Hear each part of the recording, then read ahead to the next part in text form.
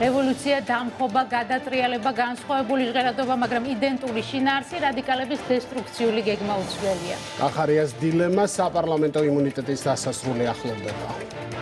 არჩევნების მოახლოებასთან ერთად რადიკალთა ბანაკში ექსტრავაგანტური იდეების ზეიმი და ადეკვატურობის ტრადიციული დეფიციტია. საქმეში რთავენ მაღალ ტექნოლოგიებს. ზურაგირჩი ჯაფარიძე ელექტრონული პორტალის შექმნას ითხოვს, რათა თანამოაზრეები აღრიცხოს და დაინახოს. ინიციატივას ბანს აძლევს რუსი ბანი, თავისი სატელეფონო გამოკითხვით გარდა კოლ-ცენტრისა ბურჭულაძე უმაღლეს მათემატიკურ გათვლებზე დაყრდნობით პროგნოზირებს დედაქალაქში კრიტიკული მასის კონცენტრირებას. 10,000 ჩამოდის, 200,000 გამოდის და ყველაფერი კარგად იქნება, უკვირდება არტისტი. ყოველგვარი გათვლების გარეშე ხაბეიშვილი ამტკიცებს, რომ დამხობის რეცეპტს ფლობს, მისი სცენარით 4 ოქტომბერს არჩევნების ნაცვლად გადატრიალება უნდა მოხდეს. ისტორიას არ ახსოვს რევოლუციას კონკრეტულ დღეს აანონსებდა და მართლაც იმ დღეს მომხდარიყო რევოლუცია ყოველდღიური პროცესების შედეგიაო, ცივი წყალი გადაასხა ხაბეს ოცნებებს იაგო ხვიჩია.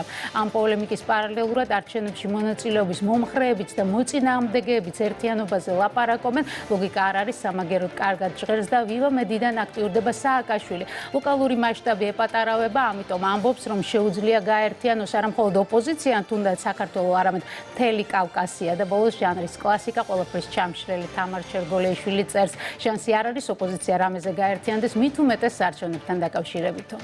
კახარიას დილემებს დაბრუნდეს თუ არა საქართველოში და გამოცხადდეს თუ არა ხელმეორედ საგამოძიებო კომისიის ხდომაზე კიდევ ერთი დაემატა. პარლამენტი გაცდენების გამო იწყებს დასკვნის მომზადებას, რომელიც თავად გიორგი კახარიასა და მისი პარტიის 11 დეპუტატისთვის უფლებამოსილების შეწყვეტას ეხება. დასკვნა მომავალ კვირაში მომზადდება. ექს-პრემიერის თანაგუნდელები ამბობენ, რომ ხელისუფლება სისხლის სამართლის საქმის აღძვრასა და კახარიას დევნის დაწყებას გეგმავს.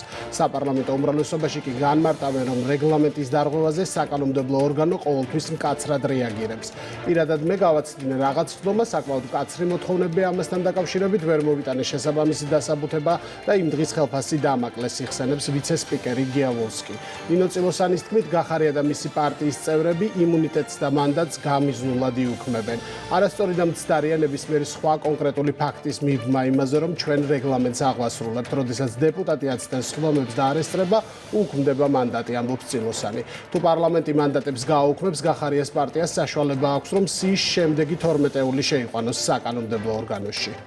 ორმაგი სტანდარტის მორიგი დემონსტრირება ნაცმოძრაობის მეგობრებისგან სტრასბურგის თითქმის цаრიელ დარბაზში დეპუტატების ძალიან დაბალი ინტერესის ფონზე. ევროსაბჭოს საპარლამენტო ასამბლეა რადიკალების მხარდამჭერთა გამოსვლებს დაეთმო, ილაპარაკეს დემოკრატიის უკუსვლასა და რეპრესიებზე. საყურადღებოა ის არის, რომ პოლიტიკური დევნის ყველაზე შემაშფოთებელ მაგალითად სააკაშვილის პატიმრობა და მის მიმართ არასათანადო მოპყრობა დაასახელეს. მოითხოვეს პოლიტიკური ნიშნით დაპატიმრებულთა განთავისუფლება და აქაც ჩამონათვალი სააკაშვილის გვარით იწყებოდა. ახსენეს, რომ ისურვებდნენ დარბაზში საქართველოს დელეგაციის ხილვას, თუმცა იქვე 26 ოქტომბრის არჩევნების გაყალბებაზე ილაპარაკეს, რითაც საქართველოს 1,200,000 მოქალაქის არჩევანი გადახაზეს. ეს კი ის წითელი ხაზია, რომლის გამოც ქართული ოცნება პასეს მუშაობაში აღარ მონაწილეობს. ხელისუფლებაზე თავდასხმა და საქართველოს კანონმდებლობის უგულებელყოფა არ გაკვირვებიათ მმართველ გუნდში. საკმარისი ამას ქედი მოუხარო, რომ შეუქცევად იქნება დესტაბილიზაციის პროცესი. გიორგი ვოლსკი ამბობს, რომ ევრობიუროკრატია ფინანსურად და პოლიტიკურად მხარს უჭერს. კონკრეტული გეგმის განხორციელებას არჩეული ხელისუფლება უნდა შეიცვალოს და უნდა მოვიდეს ის, ვინც გარდავალებებს უსიტყვოდ შეასრულებს. შემსრულებლების დესანტი უკვე რამდენიმე დღეა სტრასბურგში ამართავენ შეხვედრებს და არც მალავენ, რომ უცხოელ მოკავშირეებთან გზავნილების და ქმედებების კოორდინაციას ახდენენ. ონლაინ სივრცეში სიძულვილის გამავრცელებლები ტელეფონებისა და კომპიუტერების მიღმა ვერ დაიმალებიან. გერმანიაში ჩატარდა ფართო მასშტაბიანი საპოლიციო რეიდები ინტერნეტში სიძულვილის წაქეზებაში, პოლიტიკოსების შეურაცხყოფასა და აკრძალული სიმბოლოების გამოყენებაში ეჭვმიტანილი პირების მიმართ.